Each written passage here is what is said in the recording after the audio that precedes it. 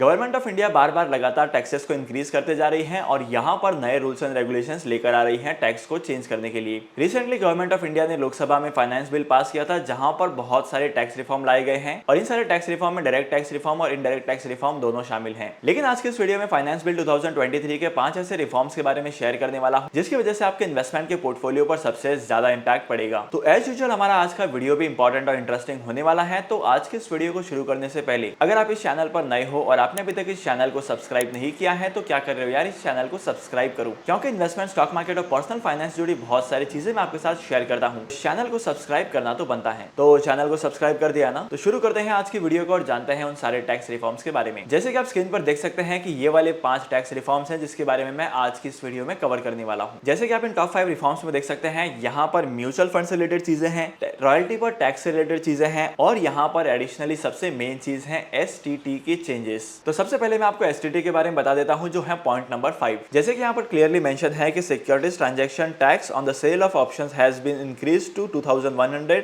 On turnover of 1 crore rupees. मतलब अगर आप 1 करोड़ रुपीस का टर्नओवर करते हैं, ऑप्शन में ट्रेडिंग करते हैं, तब यहाँ पर आपके जो STT के चार्ज होंगे वो 2100 रुपीस होंगे against an earlier levy of rupees 1700। मतलब पहले जो चार्ज था वो सिर्फ 1700 का था। ओवरऑल अगर इंक्रीज की बात की जाए तो ओवरऑल ये चार्ज जो है वो 23.5% से इंक्रीज हो चुका है। अब हम बात करते हैं फ्यूचर कॉन्ट्रैक्ट्स के बारे में। STT has been raised to 12,500 on 1 crore of turnover against 10,000 earlier. मतलब जहां पर पहले फ्यूचर के कॉन्ट्रैक्ट में 1 करोड़ की डील होती थी वहां पर STT का अमाउंट 10,000 रुपीस होता था, लेकिन अभी अमाउंट बढ़कर 12,500 हो गया है। मतलब यहां पर सडन 25% का हाइक देखने को मिला है। लेकिन इस चीज का इंपैक्ट आपके पोर्टफोलियो पर क्या पड़ेगा? अगर आप फ्यूचर एंड ऑप्शन के कॉन्ट्रैक्ट में डीलिंग करते हैं तब यहां पर आपकी प्रॉफिटेबिलिटी पर काफी ज्यादा असर पड़ेगा, क्योंकि अगर आप 1 करोड़ तक की डीलिंग करते हैं तब यहां पर आपका जो चार्ज है वो 1700 रुपए से बढ़कर 2100 रुपए हो गया। मतलब यहां पर आपका 4000 का एक्सपेंस बढ़ चुका है। इसकी वजह से आपके इन्वेस्टमेंट का कॉस्ट, आपके डीलिंग का कॉस्ट काफी ज्यादा बढ़ेगा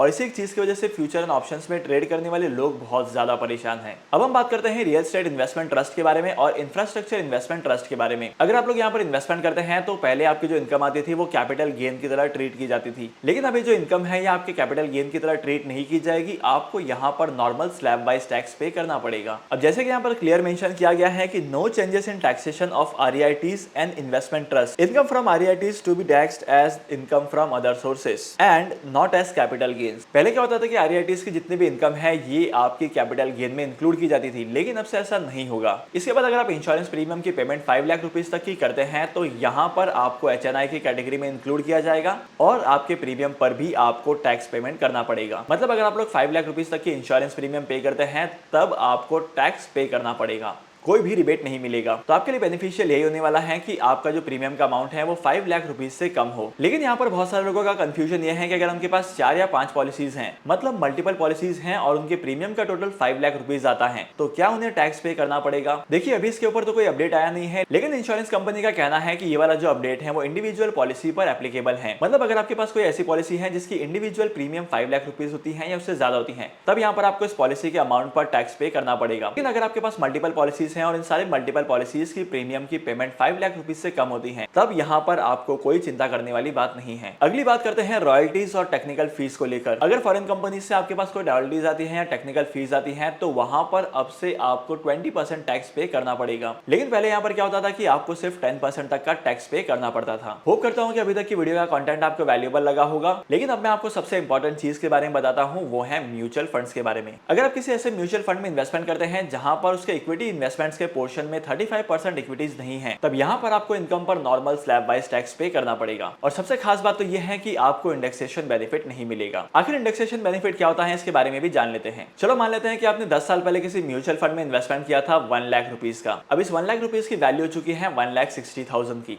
तो यहाँ पर आपको प्रॉफिट कितना हुआ? प्रॉफिट हुआ 1 lakh minus 1,60,000 is equal to 60,000 का प्रॉफिट। अब फाइनेंस बिल 2023 के हिसाब से जो म्यूचुअल फंड का नया अपडेट आया है वहां पर आपको टोटल 60,000 के प्रॉफिट पर टैक्स पे करना पड़ेगा स्लैब वाइज। लेकिन इंडेक्सेशन बेनिफिट में क्या होता था कि जो 10 साल पहले आपने 1 लाख रुपए का इन्वेस्टमेंट किया है, उस 1 लाख रुपए की वैल्यू आज कितनी हो सकती है? माइनस 1,60,000 और यहाँ पर जो अमाउंट आएगा उसके ऊपर आपको टैक्स पेमेंट करना होता था। तो अगर आप लोग अभी डेट म्यूचुअल फंड में इन्वेस्टमेंट करते हैं, गोल्ड म्यूचुअल फंड में इन्वेस्टमेंट करते हैं या किसी भी ऐसे म्यूचुअल फंड में इन्वेस्टमेंट करते हैं जहां पर इक्विटीज का प्रपोर्शन 35% से कम होता है, तब वहां पर आपको बहुत ज्यादा डिफिकल्टीज होने वाली है। और अगर आप एफडी और डेट म्यूचुअल फंड को कंपेयर करेंगे, एफडी और गोल्ड म्यूचुअल फंड को कंपेयर करेंगे, तो यहाँ पर आपको काफी सारी सिमिलरिटीज दिखेगी। एक तरफ एफडीज होती है जहां पर आपकी प्रिंसिपल की सेफ्टी होती है और आपको एक पर्टिकुलर अमाउंट ऑफ रिटर्न भी मिलता है, लेकिन दूसरी तरफ वहीं पर अगर मैं म्यूचुअल फंड्स की बात करूं तो mutual funds are subject to market risk, ये हम सभी को पता है। लेकिन म्यूचुअल फंड में इन्वेस्टमेंट करने के दो खतरे हैं। सबसे पहली बात तो यह है कि मार्केट अगर वोलाटाइल होता है तो म्यूचुअल फंड में प्रिंसिपल की कोई गारंटी नहीं होती है कि आपका प्रिंसिपल सेफ है, आपके प्रिंसिपल पर अच्छे खासे रिटर्न्स मिलेंगे। सेकंड चीज, जो म्यूचुअल फंड में इन्वेस्टमेंट करके 12 to 15% पर एनम के रिटर्न्स की एक्सपेक्टेशन लगाते हैं,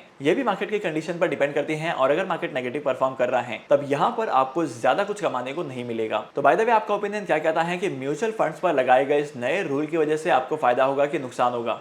इस नए रूल का इंप्लीमेंटेशन करना चाहिए था कि नहीं करना चाहिए था? मुझे कमेंट सेक्शन में जरूर बताना। और आज के इस इंपॉर्टेंट वीडियो को यहीं पर खत्म करते हैं। अगर आपको आज की इस वीडियो का कंटेंट वैल्यूएबल लगा है तो इस वीडियो को लाइक करना, शेयर करना। इसी के साथ साथ अगर आप इस चैनल पर नए हो और इस चैनल को सब्सक्राइब नहीं किया है तो क्या कर रहे हो यार, इस चैनल को सब्सक्राइब करो, क्योंकि स्टॉक मार्केट, इन्वेस्टमेंट्स और पर्सनल फाइनेंस से जुड़ी बहुत सारी चीजें मैं आपके साथ शेयर करता हूं। तो इस चैनल को सब्सक्राइब करना तो बनता है।